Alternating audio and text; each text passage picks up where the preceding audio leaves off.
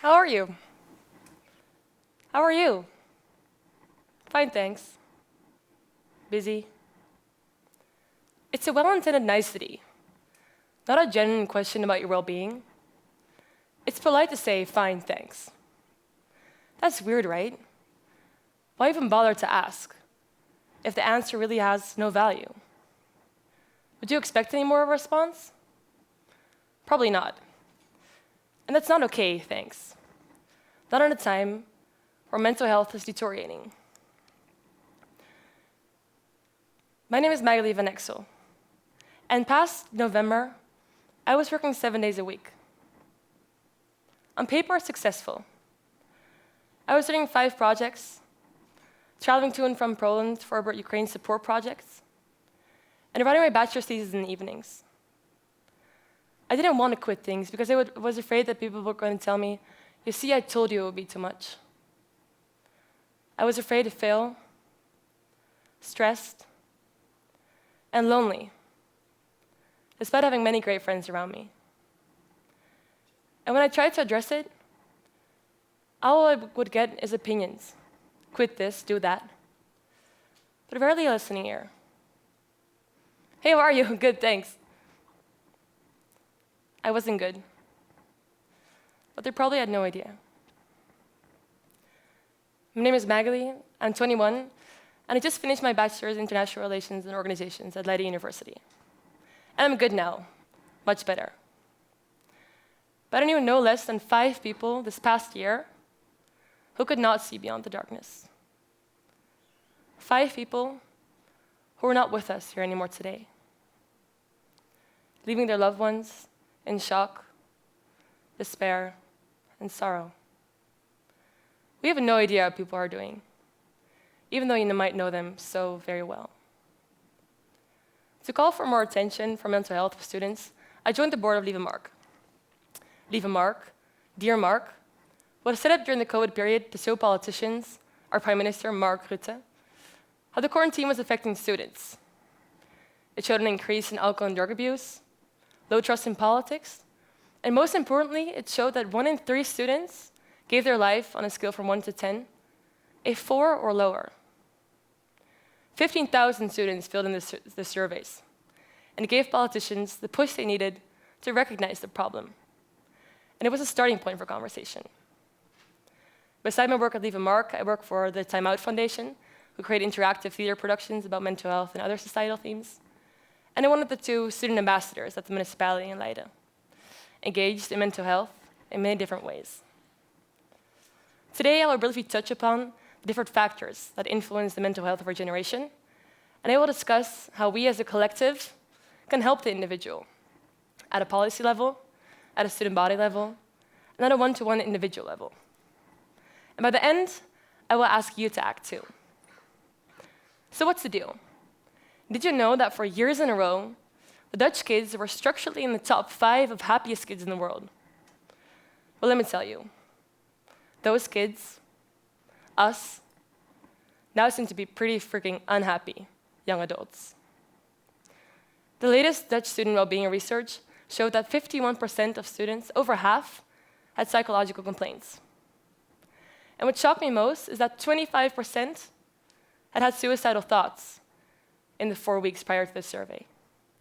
A quarter of students. So what's going on? There's a war raging in our continent, a climate crisis waiting to be fought, the pressure to build CVs that is off the charts. The speaker before me has written a book when he was 4 years younger than me. Then we have empty wallets, no energy surcharge, unclear interest rates of our student loans. Are we even going to be able to buy a house later? Encouraged by the student culture, we use insane amounts of alcohol and drugs. They help to numb us, but make things worse. And let's not forget social media. Let's all show how great our lives are online and compete about it. I don't think I have to tell you that picture perfect is not reality. I really wasn't enjoying myself here. Our generation, we're never good enough. Compared to others, we fail on a daily basis. Someone always does it better. Better CV, better grades, sportier, funnier, prettier, more fun. The pressure to be happy is making us unhappy. And research actually confirms this correlation. Countries that rank high on the World Happiness Index, like the Netherlands, actually show higher struggles with psychological well-being as a result of wanting to be happy. And what's the most difficult is that everyone has a clear difference in worldviews, not only between countries and cultures, also between people. Even within a person, emotions fluctuate. So if we can't assume how someone's doing, how are we supposed to help each other? As a colleague, as a friend, and as a collective. With Lieve Mark, we identify 3 layers, 3 circles of influence on our mental well-being. The inner circle, our friends and family. The student body level, student initiatives and organizations. And the society, steered by policymakers and politicians. So let's start at the macro level, the society, the system, our politicians. The main influence they have on our health is to create the conditions to thrive in, to enable learning, to remove the limiting factors that are giving us stress. And don't get me wrong, I'm not asking to treat us like princesses and princesses. But what I am asking is that mental health become a topic when considering balancing funds and creating policy. Investigate the side effects of policy and talk to us. Lieve Mark has done extensive researching into drug and alcohol abuse, general student well-being, and societal and political trust among students. And together with 5 organizations, we recently presented a position paper to the Dutch Parliament with 6 areas of improvement. First of all, co-create policy about students with students. Second, set up student hubs in which educational institutions, municipalities, student communities, and student initiatives can work together to create more impact instead of working separately. 3, employ student civil servants in each student city and municipality that can coordinate societal initiatives and link students to civil servants. 4, focus on prevention and shift research to what positively influences us instead of negatively. 5, set up a student well-being fund to be able to upscale local student grassroots initiatives to a national level. 6, link study and student associations to social experts and scientists to be able to better support their own students. In conclusion, talk with us, not about us. Us, the student body. We've got work to do too. What can we do as a generation? We're all stuck in a downward spiral of peer pressure. Good, better, best. We need to cut each other some slack. Social media tells us we're never good enough, and we need to change that narrative. Open up to things being tough, and have conversations that are real and relevant. Luckily, there are already many great student initiatives that are busy in this sector. You have Frisse Gedachtes, who have an online anonymous chat box for students to use. Door het Geluid is a student organization that hosts workshops about mental well-being and to be able to cope with it. The Time Out Foundation makes theater productions to be able to better wrap your head around the topic and discuss it. And there's a student association in Delft who teaches members to communicate better and verbalize their feelings. These are only examples of how students come together to support each other, and the number is growing. If we can bring mental health into the conversation, then we can leave an impact that stretches beyond our student life and beyond our generation.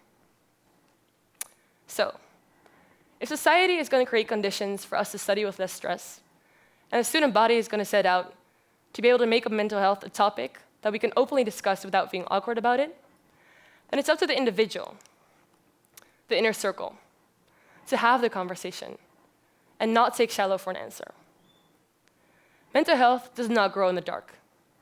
It's almost like a plant. It needs light, love, and attention. And if you're a caring friend or family, then you can help. Open up the space for dialogue that matters. Act. Act. Ask, connect, and take time. That's the key to have the open conversation. First of all, ask the right questions. How are you? Is not going to cut it. Dare to ask the question and mean it. How are you today?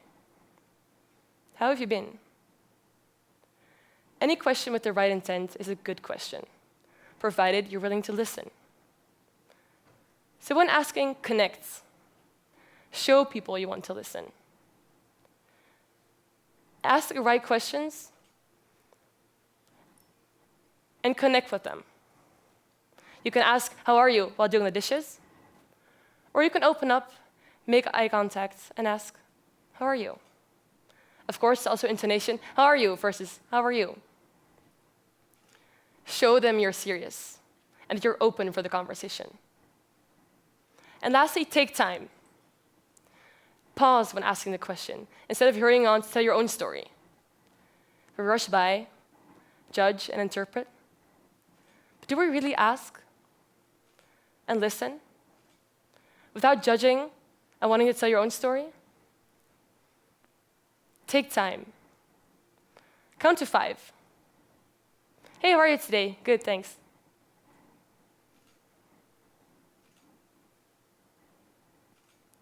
Give people the chance to talk without taking over the conversation. We have a tendency to do that. Hey, how are you? Busy? Yeah, me too. Oh, you're overwhelmed? Oh, you're probably taking on too much work. What if we don't take over the conversation? Don't judge and don't interpret. Take time. Count to 5 and listen. Act. And it works in all levels. I'm calling on policymakers to act by not only thinking and calculating, but having genuine conversations with students to make the best policy possible. I'm calling on the student body to act, to not increase peer pressure, but to create the conditions in which we can make mental health a topic to discuss. We can all make a difference. Me, you. And that's what I'm going to ask you. Act. And start today. Ask one person, whether it's your friend, colleague, or the stranger sitting next to you right now, how they're doing. Connect with them, take time, and listen. Act. Together, we can be the change makers. How are you today?